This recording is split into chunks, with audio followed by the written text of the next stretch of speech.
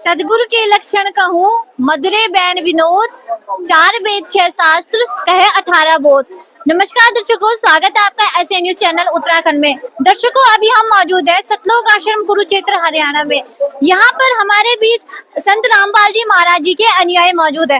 आपने हर धर्म गुरु से, हर संत से यही बात सुनी होगी कि परमात्मा निराकार है, उनका जन्म मृत्यु नहीं होती है। तो इस बात से पर्दा उठाने के लिए हम आज यहाँ पर आए हैं आध्यात्मिक प्रदर्शनी में। यहाँ पर आप मेरे नीचे देखोगे बोर्ड लिखा है आध्यात्मिक ज्ञान प्रदर्शनी संघ का समाधान। तो आज की पूरी वीडियो कवरेज में आपको एसए न्यूज की टीम दिखाएगी कि परमात्मा साकार है या निराकार। तो आप वीडियो के अंत तक बने रहेगा एसए न्यूज चैनल उत्तराखंड के साथ। तो दर्शकों, हमारे बीच संत रामपाल जी महाराज जी के अनुयायी जुड़ चुके हैं। आइए इनसे जानते हैं कि इनके आधार पर जो इनके गुरुजी संत रामपाल जी महाराज जी बताते हैं परमात्मा साकार है, तो उसके प्रमाण आइए इनसे जानेंगे, क्योंकि अभी हम मौजूद है आध्यात्मिक प्रदर्शनी में। और यहाँ पर आप देखोगे कि बहुत सारे यहाँ पर ये सदग्रंथ यहाँ पर रखे गए। तो आइए जानते हैं संत रामपाल जी महाराज के अनुयायियों के विचार। नमस्कार सर, क्या नाम है? सत साहब जी, मेरा नाम युवराज दास है।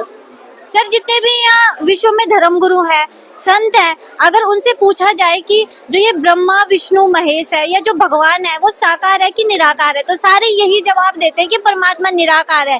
लेकिन जब परमात्मा निराकार है तो जो मनुष्य है उनकी भक्ति क्यों करता है? जब परमात्मा निराकार है, किसी को दिखाई नहीं देता। आप बताइए कि जो ये ब्रह्मा विष्णु महेश है, क्या इनका भी जन्म मृत्यु होता है? क्योंकि संत रामपाल जी महाराज जी अपने सत्संगों में बताते हैं कि जो ये ब्रह्मा विष्णु महेश है, इनका भी आविर्भाव, जन्म और तिरोभाव मृत्यु होता है। तो आप क्या कहना चाहेंगे इस बारे में? देखिए, पहले हमें भी यही लगता था जब तक संत रामपाल जी महाराज जी की शरण में नहीं आया था। लेकिन जब संत रामपाल जी महाराज जी की शरण में आया और उन्होंने एक एक सदग्रंथ में प्रमाणित करके दिखाई दी, तो आपको दिखा दे श्रीमद देवी भागवत है ये, जहाँ पे बताया गया है कि हम समझते ब्रह्मा विष्णु महेश अजर अमर है और इनसे ऊपर कोई है ही नहीं, यही इनका न जन्म होता नहीं मृत्यु। लेकिन हमारी जो पवित्र ये सदग्रंथ है श्रीमद देवी भागवत, सचित्र मोटा टाइप, गीता प्रेस गोरखपुर से, इसका जो पेज नंबर है ये आपको दिखा देते हैं। इसमें साफ साफ लिखा हुआ है, ये देखिएगा कि ये यहाँ पे कह रहे हैं, ये आपको दिखाता हूँ। विष्णु जी कह रहे हैं कि तुम शुद्ध स्वरूपा हो, यह सारा संसार तुम्ही से उद्भाषित हो रहा है।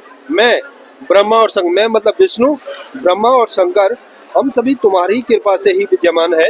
हमारा आविर्भाव यानी जन्म और तिरोभाव यानी मृत्यु हुआ करता है। केवल तुम ही नित्य हो, जगत जननी हो, प्रकृति और सनातनी देवी हो। ठीक है, तो मतलब कहने का मतलब यह है कि आविर्भाव, जिनका जब इनका आविर्भाव हो, तिरोभाव हो रहा है, तो मतलब इनका भी जन्म मृत्यु हो रहा है। अब इसको हम बताते हैं श्रीमद देवी भागवत से। ये है श्रीमद भागवत गीता। श्रीमद भगवत गीता भी ये गीता प्रेस है, जय दयाल गंधु का इसका लेखक है। इसमें क्या बता रखा है?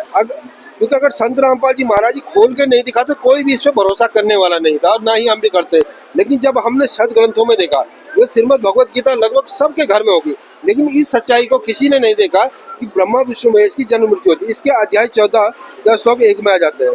यह है अध्याय 14 और ये है यहाँ से कि ज्ञानों से भी अति उत्तम परम ज्ञान, फिर कहूंगा जिसको जानकर सब मुनिजन इस संसार से मुक्त होकर परम सिद्धि को प्राप्त होंगे। मतलब उस पूर्ण परमात्मा की भक्ति करेंगे जो इस जन्म मृत्यु से ऊपर का है।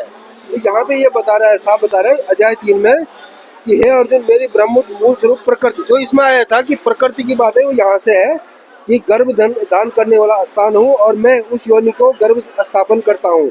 ये काल ब्रह्म कहते जो गीता ज्ञानदाता कह रहा है, और इससे सब भूतों की उत्पत्ति होती है, अर्थात प्राणों की उत्पत्ति। और हे अर्जुन, नाना प्रकार की, सब प्रकार की जितनी मूर्तियां शरीरधारी प्राणी उत्पन्न होती है, उन सब की गर्भ धारण करने वाली मैं माता हूँ।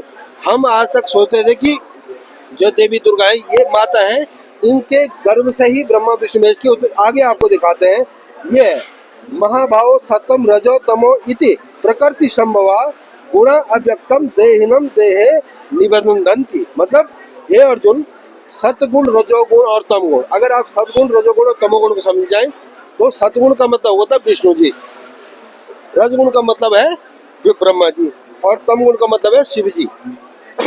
तीनों गुण अविनाशी जीवात्मा को शरीर में बांधते हैं। मतलब ये इन्हीं से उत्पन्न हुई और शरीर को बांधते हैं। कौन बनवा रहा है इसे? देवी दुर्गा। जो काल है, जो काल ब्रह्म है, वो अव्यक्त रहता है, जिसकी पहचान ये गीता के अंदर हम हर बार सोचते हैं कि श्री कृष्ण ने बोली है। लेकिन गीता अध्याय 8 के श्लोक 13 में साफ साफ बताया गया है, इसमें आप दिखा दें कि गीता अध्याय 8 है और श्लोक इसका 13 है। ये सच्चाई आप देखेंगे कि ओम इति एकाक्षरम ब्रह्म व्यवहार माम शिवा प्रयांति तजंती हम सयाति परमाम गति। मेरा एक ओम मंत्र है। ये जो ओम जो मंत्र होता है ये ब्रह्म का है, काल ब्रह्म, जिसकी बात कहेगी कि मैं बीज स्थापन करने वाला पिता हूँ। ये ब्रह्म की बात हो रही है और इससे सिद्ध होता है कि ब्रह्मा विष्णु महेश की जन्म और मृत्यु होती है। और ये सारे हमारे जो सदग्रंथ है ये प्रमाणित कर रहे हैं। और इसकी अगर आपको ज़्यादा जानकारी जाननी है तो आप हमारी जो वेबसाइट है गुरु जी की www.supremegod.org और आप गूगल पे भी सर्च कर सकते हैं। ब्रह्मा विष्णु महेश की जन्म मृत्यु होती है नहीं होती है वो उसमें साफ साफ दिख जाएगा। और आज सब सदग्रंथों से प्रमाणित होगी। जो आम जो बुद्धिजीवी समाज है वो समझ जाएगा कि हमें पूर्ण परमात्मा की भक्ति करनी है और उस परमात्मा में के शरण में आकर ही हमारा कल्याण हो सकता है। सर ये तो था कि आपने बताया कि जो ब्रह्मा विष्णु महेश है इनका भी मतलब जन्म और मृत्यु होता है, ये भी किसी और की उपासना करते हैं। लेकिन हमारा दूसरा सवाल ये है कि जब ब्रह्मा विष्णु महेश की भी जन्म और मृत्यु होती है लेकिन लोग कहते हैं कि परमात्मा तो दिखाई नहीं देता है, तो अगर परमात्मा दिखाई नहीं देता तो इंसान उनकी भक्ति साधना कैसे पहचान पाएगा? आखिर की कोई ग्रंथों में प्रमाण है, कहीं पे बताया गया है कि आखिर वो पूर्ण साकार परमात्मा कौन है? किसने बताया कि परमात्मा साकार है? सबसे जरूरी बात यह है कि शास्त्रों में बताया है कि प्रथम प्रीत संतन कर संगा, पीछे से फिर कथा प्रसंगा। पहले संतों की अगर हम तुरंत बोलेंगे वो परमात्मा तो साकार ही है। ये बाइबल में भी जो जितने भी सदग्रंथ होते हैं, यजुर्वेद में भी प्रमाण है। अगर आप बताएं तो हम दिखा भी सकते हैं आपको। ऋग्वेद में भी प्रमाण है, उसमें बात है शुक्रम अकायम, जो यजुर्वेद में शुक्रम, हाँ ये वाला है ना, हाँ। तो जो साकार है वो सारे यजुर्वेद में भी है, ऋग्वेद में भी है। और ये जितने सदग्रंथ है यहाँ अभी इतना समय थोड़ा कम हो जाएगा, समय थोड़ा ज़्यादा हो जाएगा, तो इतना दिखाने का अगर आप देखना चाहते तो हम आगे आपको दिखा देंगे। लेकिन इसका प्रमाण वेदों में है और बाइबल में भी है और कुरान में भी है कि वो जो परमात्मा है वो साकार है, सशरीर है। और उसका नाम कबीर है।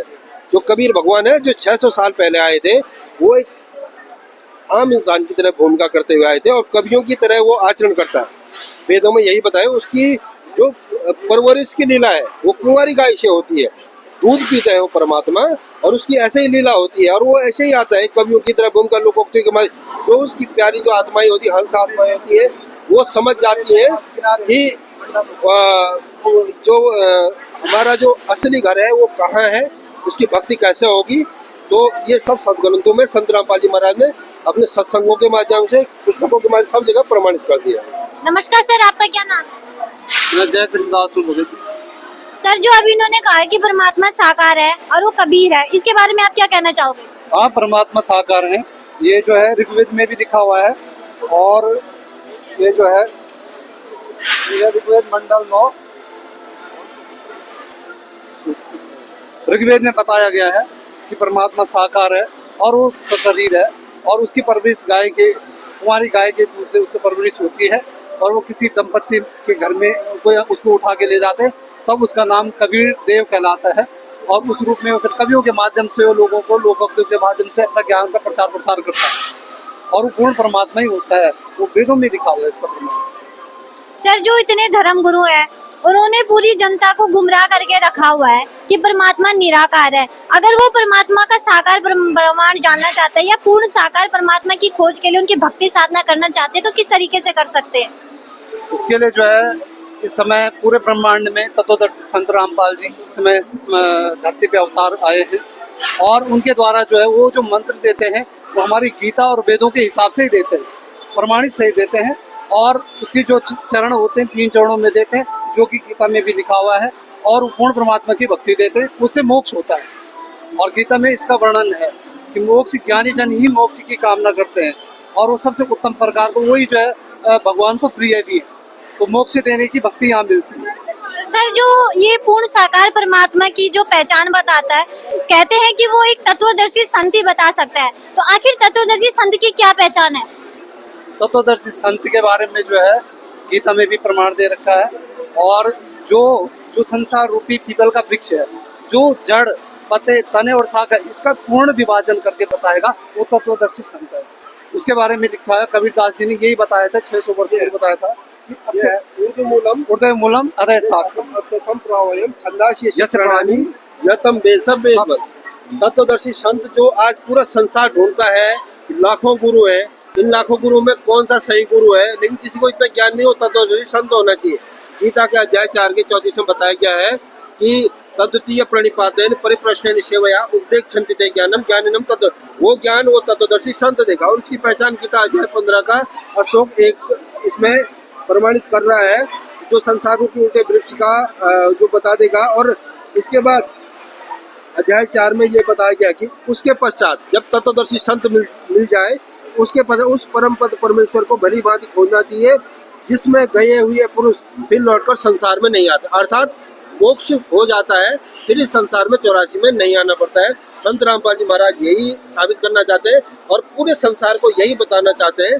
अपने सदग्रंथों को देखो, इसमें क्या सच्चाई है, इनको जब तक खोलोगे नहीं तब तक भ्रांतियों से भ्रमित रहोगे।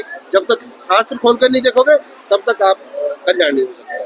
तो दर्शकों, आज की वीडियो में देखा आपने कि यहाँ पर जो संत रामपाल जी महाराज के अनुयायी हमारे बीच मौजूद थे, उन्होंने आपको जितने भी हमारे सदग्रंथ है उनमें प्रमाणित करके बताया कि परमात्मा साकार है, और जो ये ब्रह्मा विष्णु महेश जो तीन देवी देवताओं की पूजा पूरा संसार करता है, उनकी भी जन्म और मृत्यु होता है। इनके अनुसार जो इन्होंने भी प्रमाणित करके बताया कि जैसे यहाँ पे ऋग्वेद का भी इन्होंने प्रमाण दिया। सर, इसमें क्या बताया गया है? ये ऋग्वेद मंडल 9 सूक्त 82 में, जिसमें स्पष्ट ये आप इसकी देख सकते हैं, ये है ऋग्वेद, ये आप देख लो, ये ऋग्वेद है मंडल 9-10, हिंदी भाषा भी है और वो भी है इसका, ठीक है।